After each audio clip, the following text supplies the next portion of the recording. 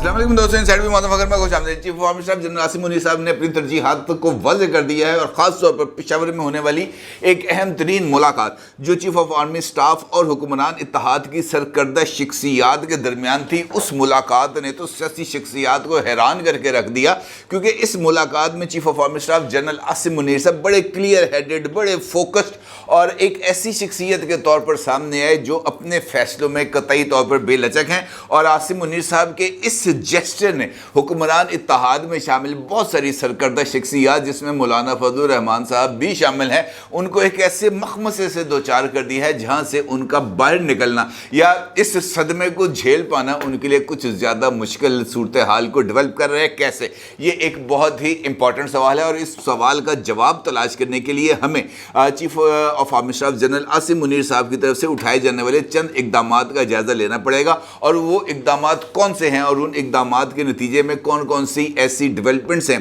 जो पाकिस्तान के इस निज़ाम को और ख़ासतौर पर इस वक्त बहुत ही ज़्यादा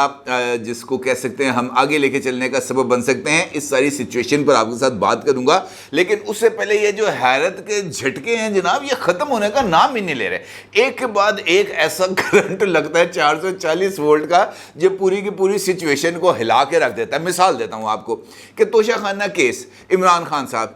साहब की पहले पेशियां और फिर इमरान खान साहब का फरार, फिर इमरान खान साहब की एंट्री और इमरान खान साहब की तरफ से मेजर जनरल वसीम चीमा का नाम लेकर उनको मुल्ज़म नामजद कर देना और तमाम तर इक़दामात का मलबा भी मेजर जनरल साहब के ऊपर डाल देना और उसके बाद एक जानिब मेजर जनरल वसीम चीमा साहब को घसीटना और दूसरी जानिब राह फरार इख्तियार करते हुए इस्लामाबाद हाई कोर्ट और उसके बाद सुप्रीम कोर्ट ऑफ पाकिस्तान में एक नहीं दो मरतबा जाते हुए इल्तवा की दरख्वास्त करना और फिर उसके बाद 4 गवाहों के नाम दे देना, जिसमें से 3 गवाह इमरान खान साहब के पर्सनल कंसल्टेंट थे और एक उन्हीं की जमात का सेक्रेटरी इत्तला था और अदालत को इस बात पर मजबूर करना कि जनाब ये जो गवाह मेरी तरफ से पेश किए जा रहे हैं यही गवाहान हैं, इन्हीं गवाहान के ऊपर आपने बैंक भी करना है और इन्हीं गवाहान की गवाही को आपने दुरुस्त तस्लीम करना है। यानी इमरान खान साहब की तरफ से अदालत को, बल्कि हुमायूं दिलावर साहब को जो डिक्टेट करने की कोशिश की गई है, ये भी अपनी मिसाल आप है। और उत्थे भी भैन दिलावर बैठा है जी अपनी दिलावरी जो है वो पीछे हटने के लिए किसी भी तौर पर तैयार नहीं है। और हुमायूं दिलावर साहब ने भी आज इमरान खान साहब के लिए वो जवाब तलाश किया जो इमरान खान साहब के लिए ख़तरनाक साबित हो सकता है। और हुमायूं दिलावर साहब की अदालत ने कल का दिन इमरान खान के लिए उनकी सियासी ज़िंदगी की कब्र खोदने के मुतरादिफ करार दे दिया है। और हुमायूं दिलावर साहब ने इस बात का बाज़ाब्ता तौर पर अपने तहरीरी आर्डर के अंदर ऐलान कर दिया कि जनाब इमरान खान साहब के तोशाखाना केस का फैसला कल का दिन इमरान खान साहब के लिए इम्पॉर्टेंस होगा, क्योंकि कल इस केस की समाअत को मुकम्मल करके फ़ैसले को महफूज कर लिया जाएगा। यानी इमरान खान साहब के लिए कल का दिन बहुत ही ज़्यादा ख़तरनाक साबित होने जा रहा है, क्योंकि कल अगर हुमायूं दिलावर साहब फ़ैसला महफूज कर लेते हैं तो फिर उस फैसले को रुकवाने के लिए जो इमरान खान साहब की भाग दौड़ है वो कुछ और ज़्यादा जो है वो मनी खेज भी हो जाएगी। और उसके नतीजे में ये जो एपेक्स कोर्ट्स हैं यानी हाई कोर्ट और सुप्रीम कोर्ट ऑफ पाकिस्तान, इनके ऊपर भी ज़रा दबाव बढ़ जाएगा। और इसके लिए ये जो 4 गवाहों के नाम जो इमरान खान साहब की तरफ से पेश किए गए थे, जिसमें से रऊफ साहब थे, उस्मान, कादर, नवीद, इन चारों लोगों की गवाहियों को मुस्तरद कर दिया गया है। और ये बात कही गई है कि जनाब ये जो गवाह आपकी तरफ से नामजद किए गए हैं ना, पाइन केस के नाल कोई ताल्लुक नहीं। मिसाल देता हूँ, उन्होंने कहा कि जनाब एक तो आपका टैक्स कंसल्टेंट है, टैक्स कंसल्टेंट आपको किस चीज़ की गवाही दे सकता है कि जनाब ये तोशाखाने का गिफ्ट इमरान खान ने कब ख़रीदा, कहाँ पर जाके उसको रिटेन किया, किस जगह पर जाके बेचा, इसका टैक्स कंसल्टेंट के साथ क्या ताल्लुक बनता है? कोई ताल्लुक नहीं बनता। उन्होंने कहा जनाब गवाह तो वो पेश करो जेड़े वाकफान हाल हों। मिसाल के तौर पर जनरल चीमा साहब जो हैं वो वाकफान हाल है ना, उन्होंने भी उसी गंगा से हाथ धोए हैं जहाँ से इमरान खान साहब ने करोड़ों कमाए हैं, वहाँ से कोई लाखों तो जनरल साहब ने भी कमाए हैं ना। तो उन्होंने कहा जनाब गवाह ऐसा लेके आओ, चोर का गवाह चोर होना चाहिए। پھر بات سامنے آئے گی نا، بریگیڈیئر صاحب جس وقت عمران خان صاحب کے وہ تھے ملٹری سیکرٹری، اس وقت وہ بریگیڈیئر تھا، تو پروموٹ ہو گیا ماشاءاللہ، میجر جنرل ہو گئے. وہ کہتے ہیں جتنی زیادہ گھڑیاں ہوں گی رولیکس کی اتنی زیادہ ترقی ہوگی. یہ پاکستان کے اندر شاید اس بات کا معیار بن گیا. دیکھیں نا عمران خان صاحب وزیر اعظم تھے تو عمران خان صاحب نے رولکس، صرف رولکس کی میل اور فیمیل ورژن کی تقریباً 28 گھڑیاں،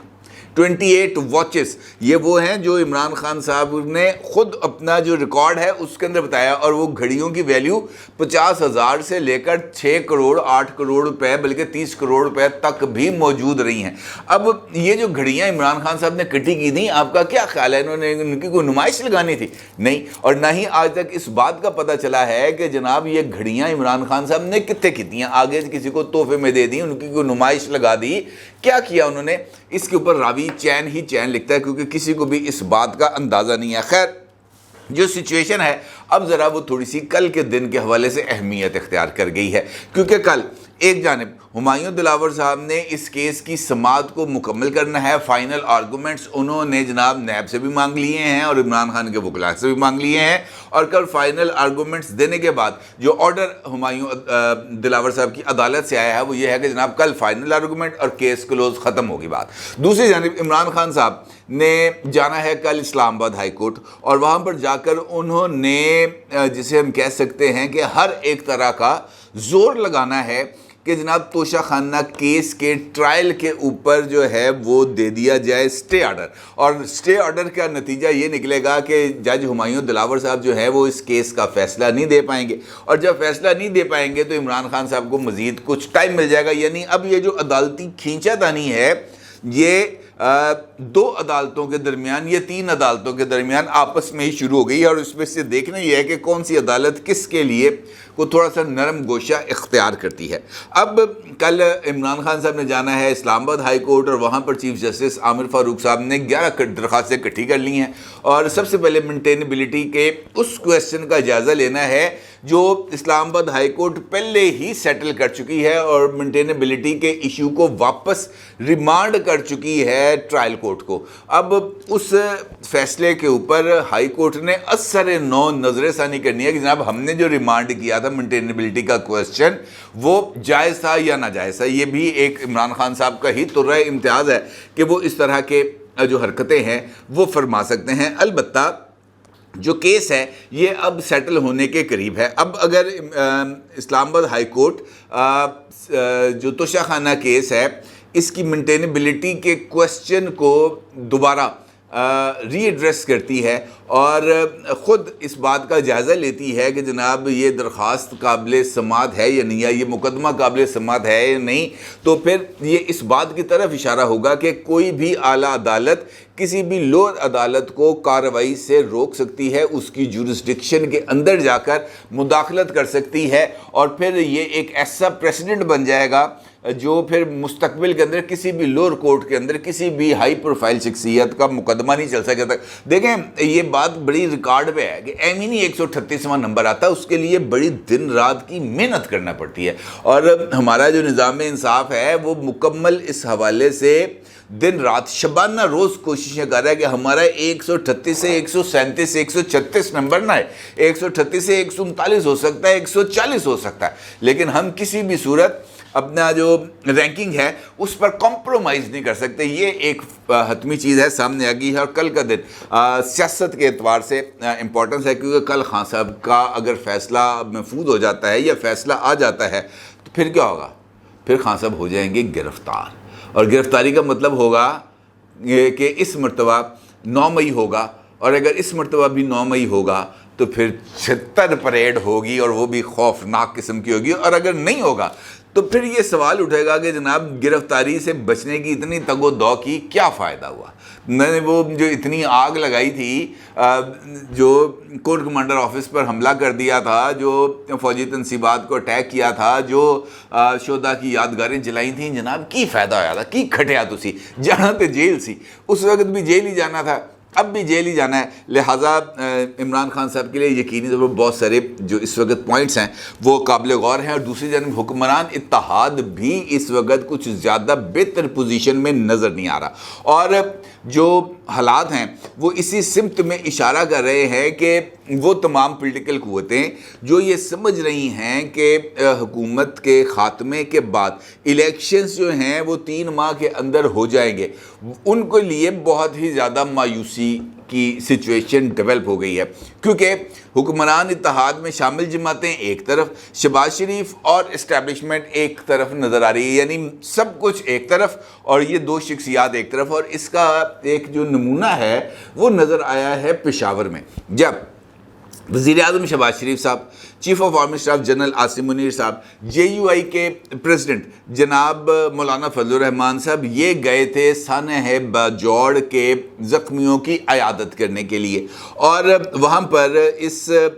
ہاسپٹل کے دورے سے پہلے بھی اور دورے کے بعد بھی کچھ ملاقات ہوئی ہے، جس کے اندر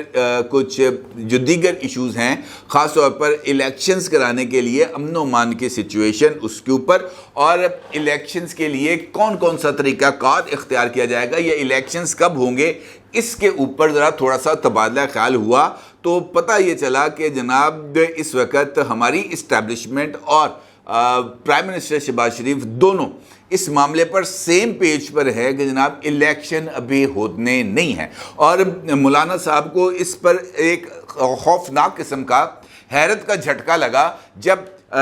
وہاں پر موجود وزیر اعظم نے خود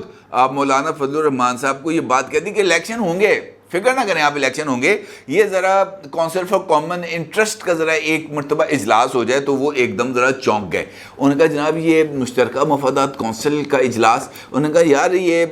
جو آرڈر ہے وہ اسٹیٹسٹیکل ڈویژن آف پاکستان کو دے دیا گیا ہے کہ یہ جو مردم شماری کے حوالے سے فائنل رپورٹ ہے یہ ذرا تلاش کریں، اور یہ جو رپورٹ ہے اس کو فائنلائز کر کے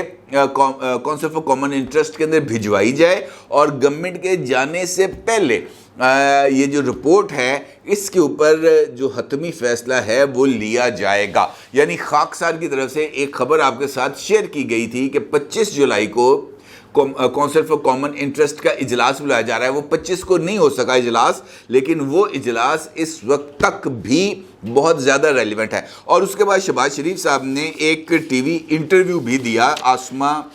شیرازی کو، اور اس انٹرویو میں جو وزیر اعظم صاحب ہیں انہوں نے اس بات کا اظہار کیا کہ انتخابات نئی مردم شماری کے تحت ہوں گے، یعنی الیکشنز نئی مردم شماری کے تحت ہوں گے۔ نئی مردم شماری کا مطلب یہ ہے کہ الیکشن کمیشن نئی حلقہ بندیاں کرے گا، نئی حلقہ بندیوں کے لیے جو پروسیس ہے وہ کم از کم 4 مہینے کا پروسیس ہے، نئی حلقہ بندیاں ہوں گی، نئی ووٹر لسٹیں بنیں گی، اور اس کے بعد پھر انتخابی شیڈول کا اعلان ہوگا۔ یعنی اگر یہ حکومت آج ختم ہوتی ہے یا 9 اگست کو ختم ہوتی ہے تو اس کا مطلب ہے کہ اگلے 4 مہینے تک جو الیکشن کمیشن ہے وہ انتخابی حلقہ بندیوں والے پروسیس میں چلا جائے گا، یعنی یہ ٹائم آ جائے گا آپ کے پاس کوئی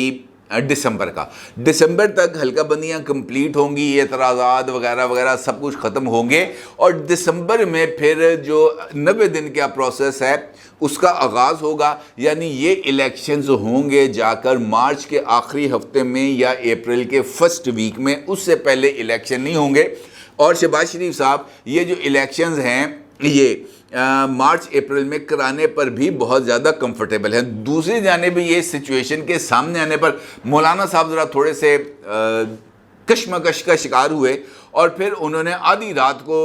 جو ہے وہ نواز شریف صاحب سے بھی رابطہ کیا، آصف علی زرداری صاحب سے بھی رابطہ کیا، پھر آصف علی زرداری صاحب اور نواز شریف صاحب ان کے ایک ہی دن کے اندر پے در پے مسلسل رابطے ہوئے۔ جیو کی ویب سائٹ کے اوپر اس حوالے سے خبر موجود ہے جس میں یہ بات بتائی گئی ہے کہ نواز شریف اور آصف علی زرداری میں بے شمار رابطے کیے گئے، اور پھر اس بات کا طے کیا گیا کہ جناب یہ جو نام ہیں 5 نام جو فائنلائز کیے گئے تھے، put the baby out of the cart, کہ یہ جو نام ہیں ان کو پبلک میں لے آیا جائے تاکہ اس وقت جو ہمارے اوپر دباؤ آ رہا ہے وہ نکلے، کیونکہ اگر الیکشن نہیں ہوں گے تو کم از کم ہم یہ بات کہنے جوگے ہوں گے کہ بھائی ہماری طرف سے تو کوئی پرابلم نہیں تھا۔ البتہ نون لیگ کے لیے پرابلم ہے، کیونکہ وہ شہباز شریف صاحب سے اپنے آپ کو ڈی ایسوسیٹ نہیں کر سکتے، اور مجھے ایسے لگ رہا ہے کہ یہ جو انتخابات کا التوا ہے یہ شاید حکمران اتحاد میں ایک نئی جسے ہم کہہ سکتے ہیں تقسیم، اس کا سبب بن سکتا ہے، اور 1 - اس طرح کی سچویشن بن جائے گی جہاں پر حکمران اتحاد میں سے مسلم لیگ نون الگ کھڑی ہوگی، اور حکمران اتحاد بشمول پی ٹی آئی یہ مسلم لیگ نون کے اس فیصلے کے خلاف کھڑا ہوگا، اور یہ یقینی طور پر پاکستان کے لیے ایک بہت بڑا لمحہ فکریہ ہو سکتا ہے۔ اپنی رائے کا ضرور اظہار کیجیے گا۔ آپ کو بہت شکریہ۔ اللہ حافظ۔